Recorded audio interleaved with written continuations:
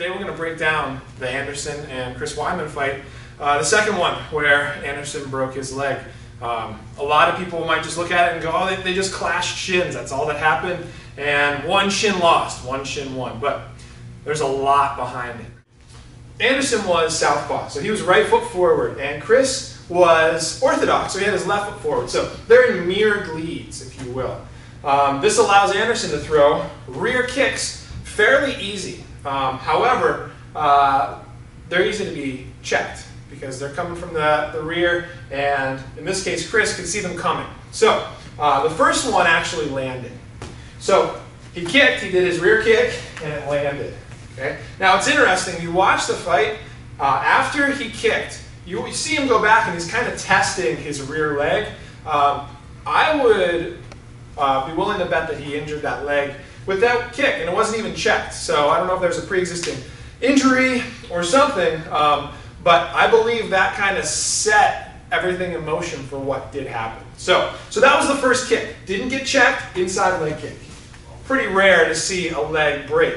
However, something that does happen with inside leg kicks, and we see this a lot, especially in the UFC, in mixed martial arts, is the kick rides up. They don't check, the kick rides up, and it ends up being a groin shot.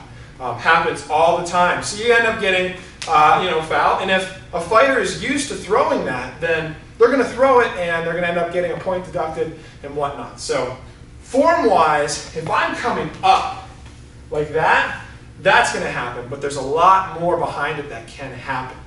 So, as I mentioned, that first kick wasn't checked. He got it. The second one, he did a step into it kick. He stepped with his left foot, then he kicked with his right, but that was checked.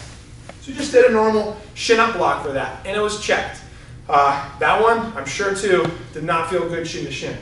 Now the third one was where Chris Weidman did what we call a destruction.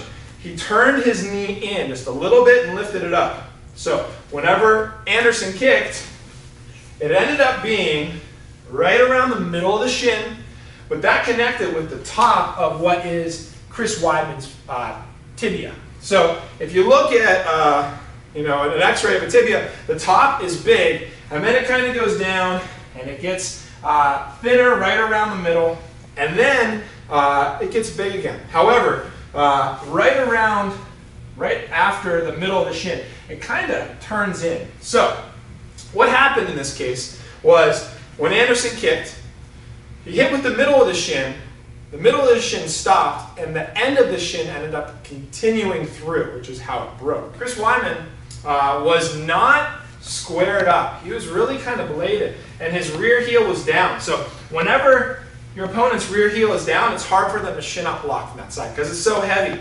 This side, however, is easy to pick up. So if I do that step into a kick, he can easily pick up this one. Yeah. But the rear one, it's harder. And to be honest, if it's an inside leg kick, it's even harder to rear shin up block it. So instead of doing the rear shin up block, he decided, as we just discussed, to turn that in. He was heavy on his rear foot, and he just lifted it up and turned it in. He was also protecting his body on this side. So if it was a body kick, don't worry about shin up blocking right now, he was protected. Okay? Or if it was high, he was protected. Then the last part of it that he actually did was he scooped out. So in the event that it missed entirely, he actually scoops it out. So all of that actually great form on Chris's part. However, as I mentioned, being heavy on that rear foot is going to make it hard for you to shin up block with your rear leg. Anderson's form, he didn't rotate into it. Proper Muay Thai form insists that I rotate into the kick. So if he's not blocking, I rotate. My heel is facing my opponent. I rotate the entire way through. Now Anderson didn't want to do this, and for good reason. He's in an MMA fight. He has to worry about getting taken down. So if I'm always rotating the whole way into my kicks, that can be a problem if I have someone as good at wrestling as Chris Weidman is. So he was not rotating the whole way in. He was rotating just a little bit. So his toes were kind of facing off to the side. And because of that, his hips were not entirely turned over. Now, if you think about the shin bone, it's very similar to a 2x4. It's wide and then it's skinny. So where it's skinny, if you try to break it along that line, it's harder to break it. But if you turn it over and you try to break it on the wide line. It's a lot easier. So that's how the shin is. The front of it is that thin line. If I hit with the front of my shin, it's very strong. But if I hit with the side, when he destructs it, it's going to be easier to break it. Whenever Anderson kicked, like I said, he had his hips turned over just a little bit. It was almost enough, but the top of Chris's tibia won. So as he kicked, that's when the rest of the leg continued going. And the other part of this is Anderson actually whipped into the kick. So don't worry about blocking. If I just whip kind of a body kick at Dan, and my foot and everything comes and slaps in to the side, that's more of a whipping kick, and I don't rotate as much into it, kind of like a snap kick. If I do a good tie kick, my shin's going to come across the midsection or across the thigh. So it's going to be along the side. If I snap it, it no longer becomes the front of the shin. It becomes kind of the bottom, more of the foot.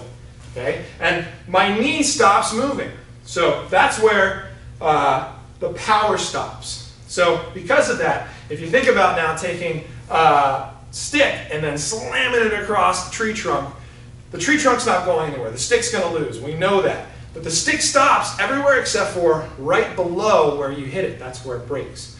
And that's what happened to Anderson's leg. It didn't break right on contact where it was the middle of the shin and the tibia.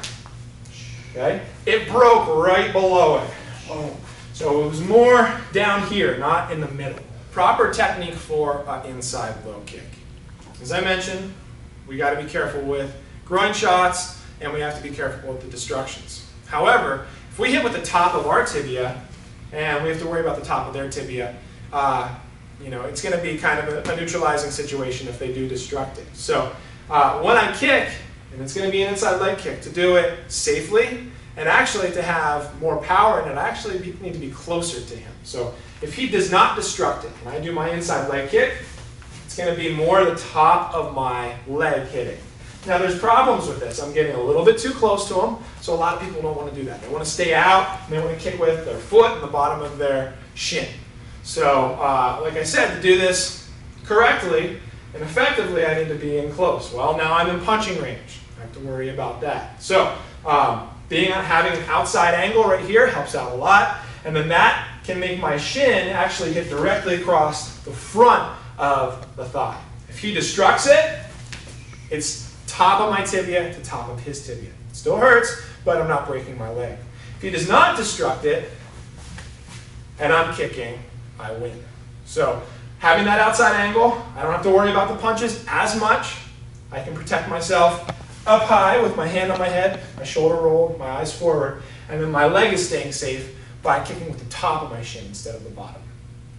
I'll reference a few different fights where this actually happened. This isn't the first time.